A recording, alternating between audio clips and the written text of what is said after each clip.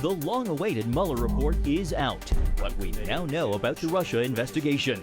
We're at the White House for reaction and on Capitol Hill to see how lawmakers are responding to the special counsel's finding. All this and more tonight on Faith Nation.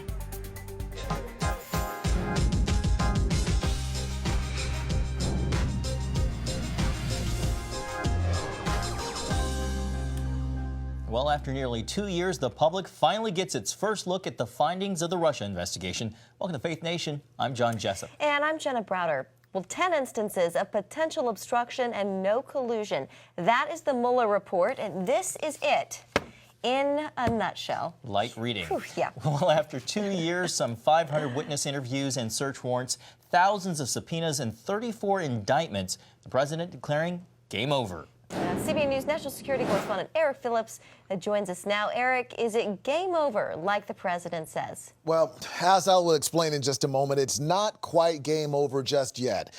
Attorney General Bill Barr says he and Deputy Attorney General Rod Rosenstein disagreed with some of Special Counsel Bob Mueller's legal theories on obstruction.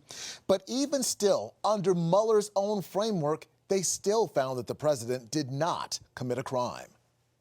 There was, in fact, no collusion. The nation's top law enforcement officer boiled down 400 pages in just over 20 minutes. The special counsel did not make a traditional prosecutorial judgment. The Mueller report, quote, does not conclude the president committed a crime. It also does not exonerate him. The report recounts 10 episodes involving the president and discusses potential legal theories for connecting those activities to the elements of an obstruction offense. Those 10 episodes recounted in the redacted release, from the president's efforts to seize control of the Russia investigation to President Trump's endeavors to force the special counsel's removal, which were, quote, mostly unsuccessful because the persons who surrounded the president declined to carry out orders. President Trump faced an unprecedented situation. The weight of that cloud revealed in the release, with the president cursing, stating, quote, this is the end of my presidency,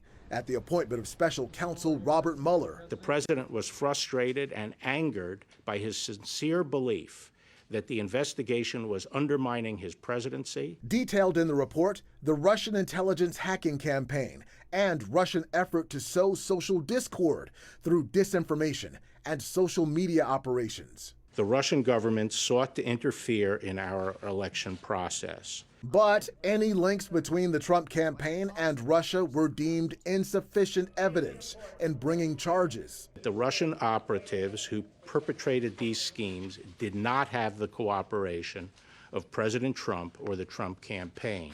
The redacted report was shared directly with the White House before its release. No one outside the department has seen the unredacted report, with the exception of certain sections that were made available to IC, the intelligence community, for their advice on protecting intelligence sources and methods. The White House did not choose to use executive privilege to issue any further redactions than those that had been sanctioned by the DOJ.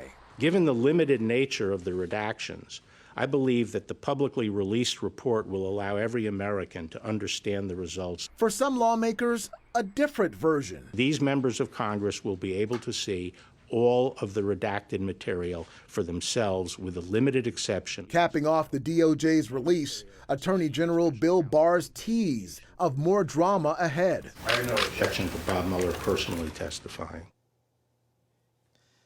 The fight to come now lies in the halls of Congress. The House Judiciary Committee has oversight over the Department of Justice and could still decide, based on those 10 episodes detailed in the release, that the president's actions constituted an obstruction of justice.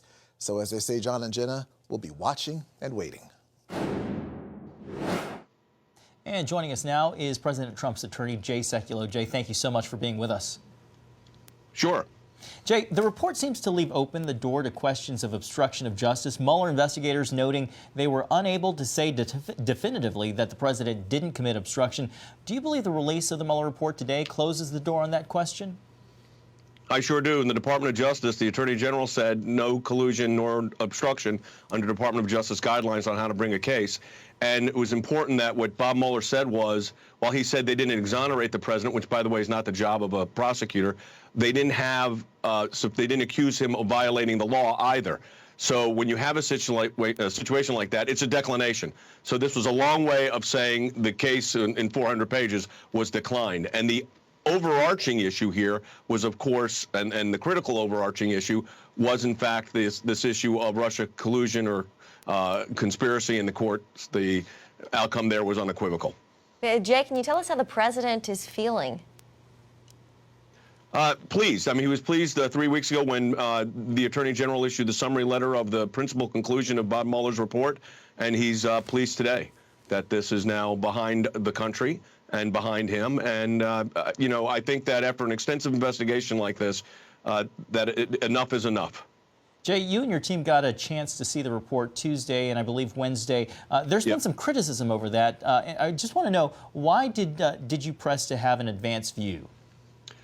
Well, we have that right under the Office of Government Ethics guidelines that govern the Department of Justice. Our client, the president, was the subject of the inquiry. The report was about our client, and we put in a request to be able to review the redacted report. We didn't have any interaction with the Department of Justice. We didn't talk to anybody within the Department of Justice about the report. We didn't offer suggestions on editing or redacting. We simply reviewed it, and that was appropriate under OGE guidelines. Jay, do you think Mueller should testify before Congress about this report? You know, that's a question the Department of Justice has to answer, because Bob Mueller, at the end of the day, was an employee of the Department of Justice. There's Article 2 issues there and separation of powers, and that's a question that I'm happy to say the president's lawyers don't make, the Justice Department does. Jay, the Russia investigation is over, but the president is still facing multiple investigations from Congress. What's your take on those investigations? Presidential harassment. That's what this is. I mean, this idea that these subpoenas are going all over to the banks and to tax returns, information that clearly under both separation of powers and constitutionally they don't have the authority to get. Nevertheless, they're trying. So, look, I think it's presidential harassment there. It'll be very interesting to see what happens in the days ahead. But I think we play by the law. And the law is clear, and we're going to insist on the law being followed. And that means whether it's at the House or the Senate. And in any case, if there's an issue that we think is worthy to litigate, we will litigate it. The Democrats, they will have their investigations. But what about the investigations, Jay, into the way this whole Russia probe started? Barr, he testified last week saying that the spying did occur. Yeah, and that's a very serious accusation. We have evidence. We've seen it. You've talked about it, of what was going on here against the president, this Operation Crossfire Hurricane, these FISA warrants, the Bruce Orr, Nellie Orr, Peter Strzok, Lisa Page issues. Those are all significant. They're all serious. And I think at the end of the day, what happens is you have to find out why this happened, because it can never happen to another president of the United States. Jay, and just a reflective question for you finally. You've argued cases, of course, before the Supreme Court, international religious cases. How does this case stack up in terms of difficulty and stress level? I think we're both wondering if you gained a few more gray hairs. What stress? Fortunately, my genes are good on hair, so my family doesn't have many gray hairs in my family. My father, when he passed away at 83 years old, was barely salt and pepper, and I had uncles that were 90 and still had black hair. I've got a few more gray hairs, I will tell you that. My wife says that's like a joke, but I do. Look, it's the stress of, look, my faith played a big role in allowing me to move this forward, and I relied on that constantly. God was gracious. We got a great victory. I felt like, in a sense, I was trained my whole life for that moment. Well, Jay Sekulow with great genes, we thank you so much for being with us. Thank you, guys. Well, the Trump administration wants to investigate how the Russia investigation began. The vice president released a statement saying, quote, "Now that the special counsel investigation is completed, the American people have the right to know whether the initial investigation was in keeping with long-standing Justice Department standards or even lawful at all. We must never allow our justice system to be exploited in pursuit of a political agenda." And for more from the White House, we turn to senior Washington correspondent Jennifer Wishon. Jennifer, what are you hearing from the administration? Jenna, the White House calls the special counsel's report a total victory for the president. This is the exoneration they say they've been predicting from the start. And today, inside the East Room, surrounded by wounded warriors, President Trump said he's having a good day. It was called No Collusion, No Obstruction. On Twitter, a presidential victory lap. The president declaring game over. The results are in. With videos designed to tell the mainstream media he told them so. No collusion. No collusion. There was no collusion. No collusion. No collusion. There is absolutely no collusion. Now on offense, the president's legal team calls the investigation politically motivated abuse, launched by former FBI Director James Comey. This should never happen to another president again. This hoax. And now, feeling like the cloud has been lifted over this White House, the president and the first lady are heading south to Mar-a-Lago to enjoy the Easter holiday. Jennifer, the White House is working to make clear they compiled with this investigation. What are they saying on that front? Yeah, so the White House is saying, look, not only did the special counsel not find enough evidence to charge this president with obstruction of justice, but the report spells out just how well he cooperated, handing over documents and giving them the information they wanted. Here's what senior advisor Kellyanne Conway had to say. The Department of Justice has made very clear that every request that they issued was actually responded to and fulfilled. That should make people feel very good about democracy, and it should make them feel really great that a campaign that I managed to its successful end did not collude with any Russians. We're accepting apologies today, too, for anybody who feels the grace in offering them. Asking for apologies. I'm not sure they're going to get those, though, Jenna. Jennifer, you know, one thing we did learn from the report was Sarah Sanders. She said she had a slip of the tongue when briefing the press on James Comey's firing. What did she say? And was she essentially lying to the media there? Yeah, so Jenna, this was the day that Sarah Sanders told the press corps that they had heard from countless members of the rank-and-file FBI who had lost confidence in James Comey as their director. It's a sentiment that she doubled down on in a subsequent interview. But then when the special counsel asked her about that, she said it was a slip of the tongue made in the heat of the moment. And actually, those particular comments were based on nothing. So I think that is all a synonym for the fact that she did, on that occasion, lie to the media. All right, Jennifer Wishon for us at the White House. Thank you. Well, no sooner than the findings of the Russia investigation were released, House Democrats demanded to hear from special counsel Robert Mueller himself. Congressman Jerry Nadler released a letter calling for Mueller to appear before the House Judiciary Committee no later than May 23rd. At a press conference this afternoon, he doubled down with that request. The report concluded there was substantial evidence, in quotes, that President Trump attempted to prevent an investigation into his campaign and his own conduct. Page 76, page 78, page 90, page 157, volume 2. That is why I have formally requested that Special Counsel Mueller testify before the House Judiciary Committee as soon as possible so we can get some answers to these critical questions. Because we clearly can't believe what... Well, for more reaction from Capitol Hill, we now turn to CBN's Abigail Robertson. Abigail, we've received the redacted version of the Mueller report, but Democrats are saying they want more. That's right, John. As House Judiciary Chairman Jerry Nadler has said, he is going to subpoena the full Mueller report. And as we just heard, he wants Robert Mueller up on the Hill as soon as possible to testify. Now, both these ideas have a lot of support from other Democrat lawmakers like Senator Richard Blumenthal. Take a look. As you can see, there are redactions here that are deeply troubling.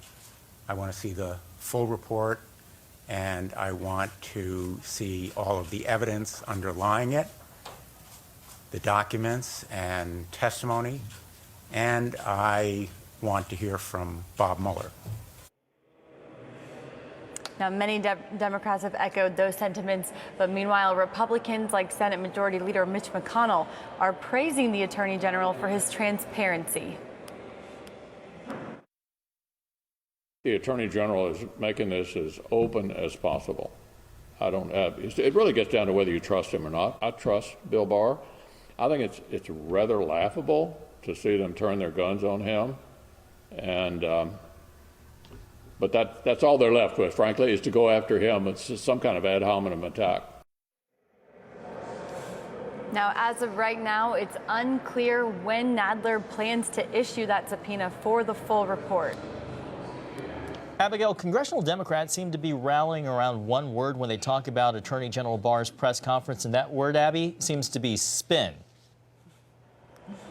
Yes, that is true. So before Attorney General Barr ever spoke today, Democrats were urging him to cancel the press conference that announced the release of the redacted report, saying that for him to hold this press conference was inappropriate, and they claimed that it was designed from the beginning to shape public perceptions of the report before anyone could have a chance to read it.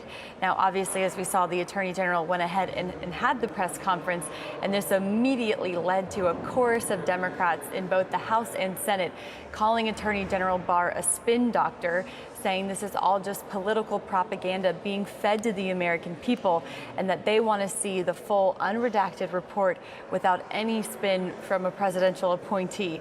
Now, this isn't necessarily surprising that we're seeing so many Democrats use this messaging and use the word spin, because when big things like this happen, both Republicans and Democrats, they work hard to get everyone in their party repeating the same message, and in this case, that the Attorney General is spinning this story to really get it to stick. And on the Republican side, we're seeing many of them repeat the same message, that there was no collusion being found. Great point, Abby. And final question for you. General Barr, I believe, said today that he will be testifying before the House Judiciary Committee. When will we hear from him speak next? Well, right now he's coming to the Hill May 2nd, so get your popcorn ready. And as we said, Democrats are also hoping that in addition to Attorney General Barr, they will get a chance to hear from Robert Mueller. They say they're not satisfied right now with the redacted report. They have dozens of questions for both of these men. And Nadler said earlier that he wants to follow their own evidence wherever it leads. And Nadler did not rule out possibly proceeding with impeachment against President Trump today. So this is far from over. Back to you, John and Jenna. CBN's Capitol Hill correspondent Abigail Robertson. Well, joining us now are Tom Bevan, president of Real Clear Politics, and CBN News chief political analyst David Brody. Gentlemen, thanks for being with us. Tom, I want to start with you, and maybe, David, you can weigh in just a moment, but big day. I'd love to hear your initial thoughts on the long-awaited document release. Well, we knew that this wasn't really going to move the needle. I mean, Trump supporters are claiming vindication. Trump critics are claiming damnation, right? This is proof that he is guilty of all the things that they thought. So not really surprising that way. But I think, I always try and take these moments when there is a frenzy like this to sort of step back and try and remove yourself from the frenzy and take the long view look at this. How are we going to remember this event 6 weeks from now, 6 months from now, 6 years from now? And I think after all the hyperventilation that's gone on and continues to go on, it's going to be the bottom line, which is, like the president, don't like the president. He's right about the fact there was no collusion, there's no conspiracy, there are no more indictments. This is dead as a legal matter, no obstruction of justice. And now it turns to the political aspect, and that's up to the Democrats what they want to do about it. Yeah, David, do you think any of the points will stick? Sarah Sanders lying to the press, or any other points, Don McGahn being told to fire Mueller? Will any of these points stick? It's 24/7 news cycle stuff. I think eventually, like Tom said, I mean, at the end of the day, as we like to say quite a bit, no collusion. And ultimately, no obstruction of justice, technically no charges being brought. And that's something Donald Trump will say not only repeatedly now, but more importantly in the 2020 election when it heats up. I have to tell you, I thought one real interesting part of this report, Mueller made the obvious point that, look, if you're going to obstruct justice, normally you're trying to cover up an underlying crime. And Mueller goes on to say, we didn't find any evidence of an underlying crime. In other words, no Russian collusion. So it's hard to obstruct something that didn't necessarily happen in the first place. You heard Jay Sekulow. We just had him on. It sounds like the president's team is ready to fight back against Democrats and their inquiries and their subpoenas. How hard do you think they'll fight this? Well, I think they're going to fight it for sure. And as Jay said, presidential harassment. Though I have to tell you, I think Democrats are going to be the ones that the question is how much fight do they have left in them? Look, fight at your own peril here, because I got to tell you, I think ultimately you have to wonder, when do you stop digging your own grave at some point? And I don't know. I don't see them. They're going to continue it. There's no doubt that the Democrats will continue it. For sure. Tom, let's talk about Barr's performance. Some Democrats are calling for him to step down, saying that with 900 redactions, he withheld too much information and lost credibility defending the president's actions at that press conference ahead of the document's release. There's no way it's going to come to that. No. I mean, since when does the media oppose, and Democrats, since when do they oppose people holding press conferences to give more information? I mean, the report came out after, and every single channel has been talking about it all day long. It's as if like a 30-minute press conference is going to somehow spin this and set the framework for it, when we've had just wall-to-wall media coverage for today and probably tomorrow and beyond and beyond. I just don't think Barr said today that he has no problem with Bob Mueller going up and testifying. So I'm not sure what Democrats, when they're attacking the Attorney General of the United States in this way, I think it's a bad look for them. To really sort of politicize this in that way. They're going to, certainly to David's point, they're going to continue on. Jerry Nadler came out with a statement. Adam Schiff just came out with a statement. They're going to push ahead. I mean, they think there was collusion. They think there was obstruction. And it seems like they're going to push full steam ahead in their investigations. And we'll see where that leads them. I think there's a potential political backlash to that as well. But attacking the Attorney General of the United States and politicizing in that way, I don't think did them necessarily any favors, because at the end of the day, he released the report. We all got to see it, most of it. Congress is going to get to see even more of it. He's open to Bob Mueller testifying, so I'm not sure what their real gripe is. Yeah, the report, it shed light into the president's mindset. Yeah, what was making news earlier today was when he first learned about this special counsel report, he used some expletives, not happy about it at all. Tom, what does this reveal about President Trump's style and the way he handles crisis situations? Yeah, I mean, that's what's most interesting to me. We learned some new details sort of behind the scenes about conversations that were going on in the White House. And look, you could tell clearly this is how Donald Trump became a successful businessman. He barks orders and people do them. And he kept calling people back and saying, did you do this yet? Now, in the political realm, and he's obviously a political novice, he had members of his staff who thought that Trump's orders were pushing either ethical boundaries or legal boundaries or made them uncomfortable. All of these people in the executive branch serve at the pleasure of the president. He can hire them, fire them for any cause, any time whatsoever. And so when you're in that position, it's up to you to decide whether you want to execute that order or resign. Those are sort of your two options. And it seemed like Don McGahn actually was going to resign and got talked out of it.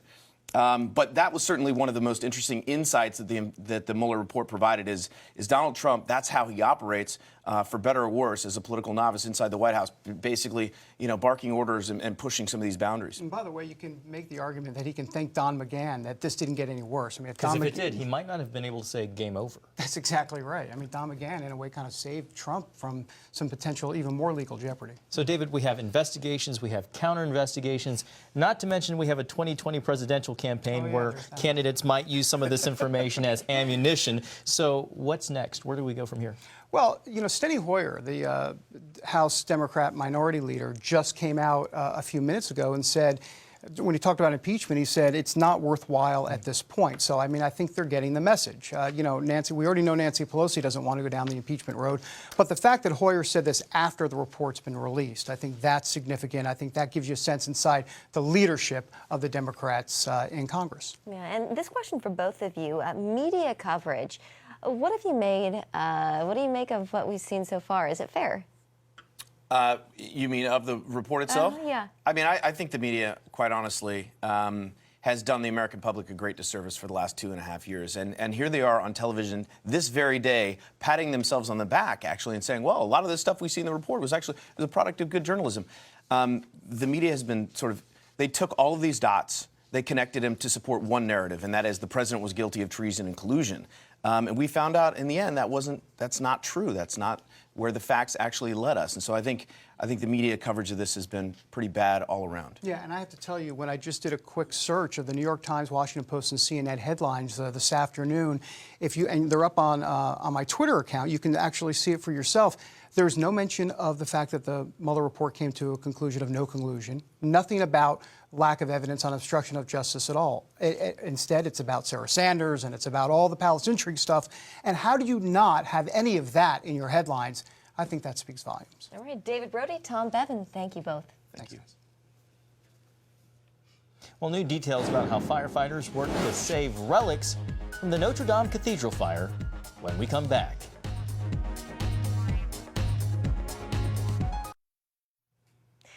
Well, a story tonight not about the Russia investigation. France is honoring the men and women who fought to preserve the Notre Dame Cathedral during that devastating fire earlier this week. That's right. French President Emmanuel Macron declared today to be a day-long tribute to the more than 400 firefighters who battled the blaze for 9 hours. According to French officials, the cathedral was just 15 to 30 minutes away from total collapse had it not been for the firefighters' bravery. One of those, the chaplain of the fire brigade.